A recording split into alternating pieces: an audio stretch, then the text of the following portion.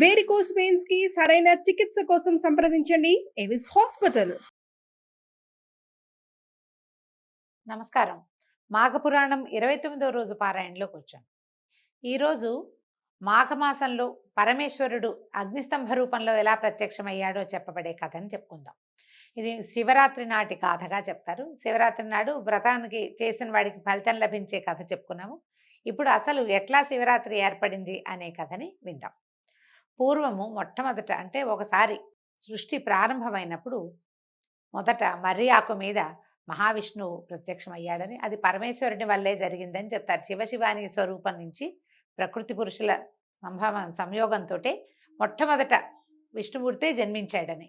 అయితే ఆయన క్రమంగా మనకి మర్రాకు మీద కనపడ్డవాడు, వటపత్ర సాయిగా కనిపించినవాడు ప్రపంచానికి.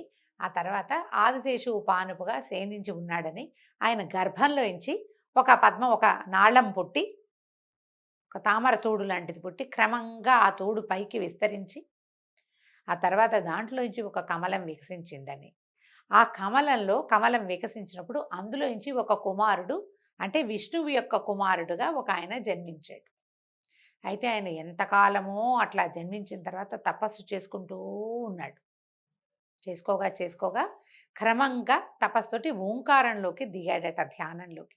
ఈ ఓంకార ధ్యానం చేయగా ఆయనకి ఎంతో జ్ఞానం వికసించింది లోపల నుంచి. ఒట్టి ఓంకారంతో మంచి జ్ఞానం వస్తుందని చాలామంది పెద్దవాళ్ళు ఇప్పటికీ చెప్తారండి. మనం అంత చేయలేకపోతాం. అయితే కొన్ని వేల సంవత్సరాలు ఓంకారం చేసిన తర్వాత బ్రహ్మదేవుడికి తనెవరు ఎక్కడి నుంచి వచ్చాడో తెలుసుకోవాలని అనిపించింది. కానీ ఆయనకు అప్పటికి తెలిసింది తనకు 5 ముఖాలు ఉన్నాయి, తనకి అపరిమితమైన జ్ఞానం ఉంది అని తెలిసింది. అప్పుడు ఆయన తను కూర్చున్న పద్మంలో నుంచి బయటికి వచ్చి, ఆ పద్మం ఎక్కడి నుంచి మొదలైందో, తన పుట్టుక ఎక్కడదో వెతుకుతూ అట్లా కిందకి వచ్చాడు. ఎంతో ప్రయాణం చేసి వచ్చాక ఎక్కడి నుంచి ఏ మొదల్లో నుంచి ఆ తను కూర్చున్న పద్మం ఉద్భవించిందో చూసి ఆయనని నిద్రలేపి నువ్వెవరు ఏమిటి, నేనే ఈ సృష్టికి ఆదివాడిని, సృష్టికర్తని, నాకు సృష్టి చేయమని ఆజ్ఞ లభించింది, నేను సృష్టి చేయబోతున్నాను, నేను చాలా అధికుణ్ణి ఘనుణ్ణి, నువ్వెవరు, నువ్వెందుకు నిద్రపోతున్నావు అని అడిగాడు. విష్ణుమూర్తి ఏమన్నాడంటే, నువ్వు అధికుడు ఎట్లా అవుతావు, నువ్వు నా నుంచి జన్మించిన వాడివి, నువ్వు నా నాభికమలంలో పుట్టిన వాడివి, సృష్టే నువ్వు చేయగలిగేది, నీకు ఆధిపత్యం లేదు, నీకంటే అధికుణ్ణి నేను, ఎందుకంటే నా నుంచి నువ్వు జన్మించావు కాబట్టి అని మాట్లాడుకున్నాక ఇద్దరికి వాదోపవాదాలు పెరిగినాయి. నేను ముందంటే నేను ముందు, నేను గొప్పవాడిని అంటే నేను గొప్పవాడిని. దేవతల్లో కూడా ఇలా జరుగుతుందా అంటే మహామాయ ఎవరినైనా ఆవరిస్తుందని చెప్తారు. వీళ్ళిద్దరూ యుద్ధానికి దిగేసరికల్లా అప్పుడు దేవతలందరూ పరమేశ్వరుడి దగ్గరికి వెళ్ళి, స్వామి ఇలా వీళ్ళిద్దరూ సృష్టి స్థితికారకులు ఇద్దరు యుద్ధంలోకి దిగుతున్నారు అని చెప్పేసరికి, సరే పరమేశ్వరుడు అప్పటికే ఉమాసహితుడుగా ఉన్నాడట, అమ్మవారితోటి కలిసి ఉండి ఆయన ప్రమథగణాలతోటి ఈ ప్రాంతానికి వచ్చాడు, యుద్ధం జరుగుతున్న ప్రాంతానికి వచ్చి వీళ్ళని చూసిన తర్వాత రహస్య ప్రదేశంలో నిలబడి చూసిన తర్వాత వీళ్ళిద్దరూ ముందు యుద్ధానికి దిగి, ఒకళ్ళు పాశుపతాస్త్రము, ఒకళ్ళు బ్రహ్మాస్త్రము ఇద్దరు సంధించారట.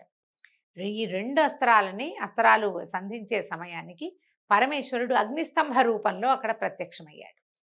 పెద్ద కాలుతున్నటువంటి బ్రహ్మాండమైన స్తంభం ఒకటి ఇక్కడ వచ్చింది. ఆ స్తంభంలో ఈ 2 అస్త్రాలు వీళ్ళిద్దరూ ప్రయోగించినటువంటి పాశుపతాస్త్ర బ్రహ్మాస్త్రాలు అందులో వెళ్ళిపోయినాయి అందులోకి.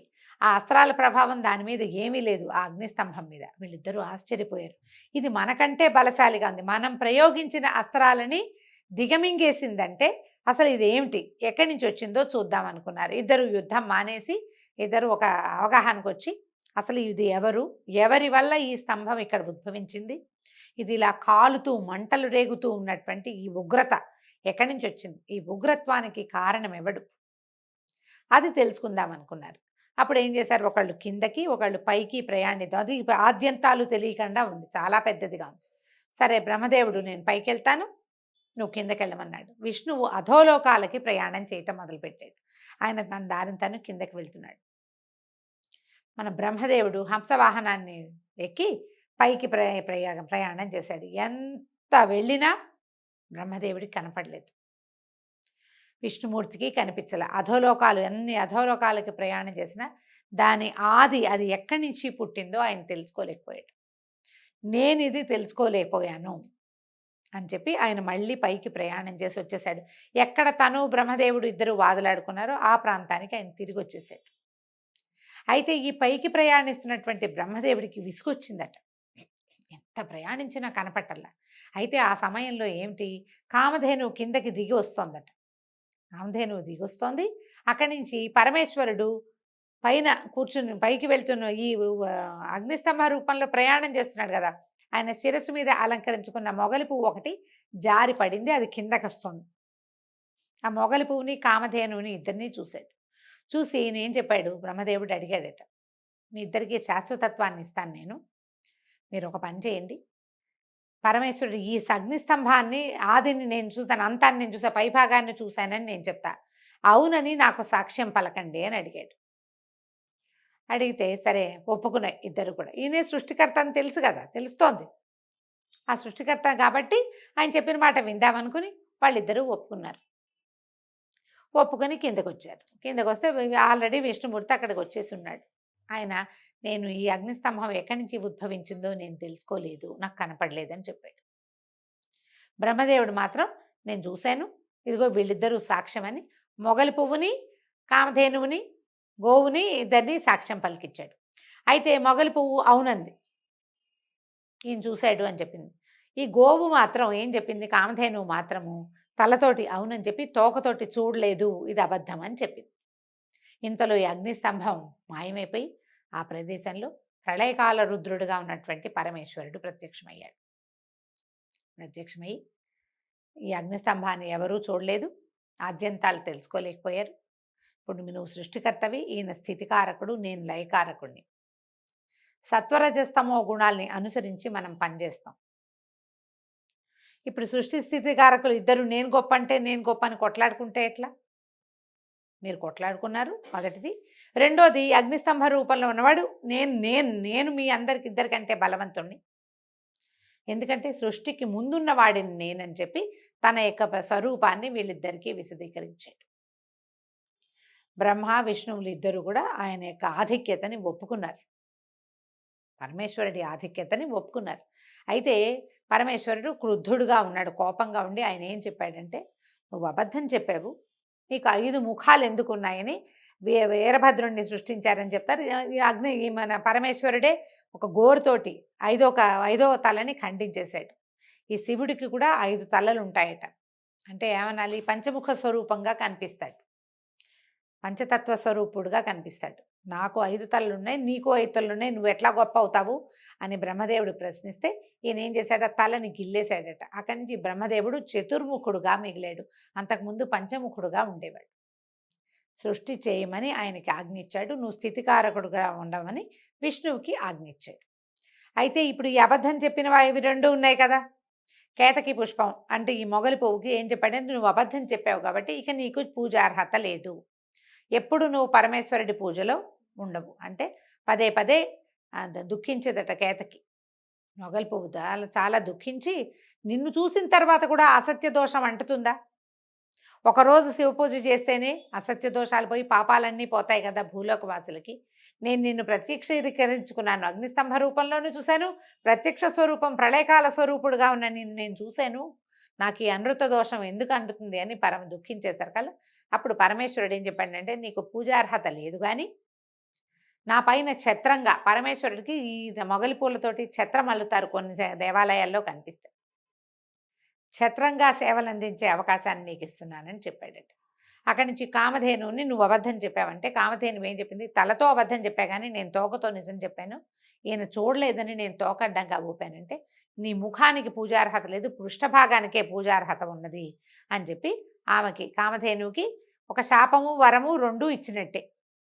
గోవు ముఖం చూస్తే మనకు మంచి జరగదు, గోపృష్టం చూస్తేనే మంచి జరుగుతుంది. గోపృష్టానికే నమస్కారం, గోముఖం గంగడోలు నిమిత్తం బొట్టు పెడతాం మొహానికి, మీరు అన్ని చోట్ల గమనించండి, గోపృష్టానికే పూజ చేయబడుతుంది.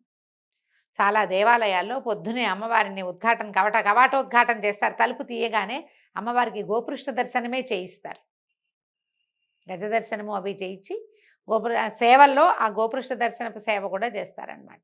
మీరు గమనించండి, ఆవులకి ముఖానికి బొట్టు పెట్టి వెనకాల భాగంలో 2 పక్కల చక్కగా పసుపు రాసి బొట్టు పెడతారు. అక్కడి నుంచి గోపంచితము, గోమయము, గోక్షీరము, గోదతి అన్నీ కూడా పూజార్హమైన వస్తువులే. గోవు నుంచి వచ్చే వస్తువులు. ఆమె యొక్క విసర్జనాలు కూడా పూజార్హమైనవేనని భగవంతుడు ఆమెకి అవకాశం ఇచ్చాడు. ఆ తర్వాత బ్రహ్మ విష్ణు మహేశ్వరులు ముగ్గురు ఎవరి పనుల మీద వాళ్ళు వెళ్ళిపోయారు. ఈ అగ్నిస్తంభ స్వరూపంలో, విరాట్ రూపంలో ఏ రోజైతే ఈయన ప్రత్యక్షం అయ్యాడో ఆ రోజే మహాశివరాత్రి దినంగా చెప్తారు. లింగోద్భవ కాలం అని చెప్తారు. అర్ధరాత్రి దాటిన తర్వాత ఆ సమయంలో ఇలాగా విరాట్ రూపంలో భగవంతుడు ప్రత్యక్షం అయ్యాడు. సృష్టి స్థితికారకులు ఇద్దరు ఈ స్వరూపాన్ని చూశారు కాబట్టి అది మాఘమాసంలో బహుళ చతుర్దశి నాడు జరిగింది కాబట్టి ఈ మాస శివరాత్రి దినాన్ని మనం మహాశివరాత్రిగా జరుపుకుంటాము. ఈ పుణ్యగాథని మనం మాఘమాసంలోనే వినడం అత్యంత పుణ్యప్రదమైంది. తప్పకుండా ఈ రోజున ఉదయకాలంలోనే వాపి కూపతటాకాదుల్లో ఎందులో అయినా లేదా సరస్సులో, నదుల్లో ఎక్కడైనా స్నానం చేయటం, శివరాత్రికి ఉపవాసం ఉండటము, జాగరణ చేయటము విశేషమైన ఫలితాన్ని అందజేస్తాయి. ముందు రోజు మనం శివరాత్రి జరుపుకున్నప్పటికీ ఈ రోజును కూడా ఉదయకాలం స్నానం చేయాలి. మాఘమాసంలో మనం ఏ విధి విధానాలు పాటిస్తున్నామో, విష్ణువార్చనో శివార్చనో ఏం చేస్తున్నామో ఆ అర్చనని యథావిధిగా పాటిస్తూ ఉంటే మాఘమాస వ్రత మహత్యం అంతా కూడా అంటే నెల రోజులు చేసిన ఫలితం లభిస్తుంది. దీంతో 29వ రోజు పారాయణ పూర్తయిందండి. రేపు ఉదయం మళ్ళీ 30 రోజు పారాయణతో కలుసుకుందాం. నమస్కారం.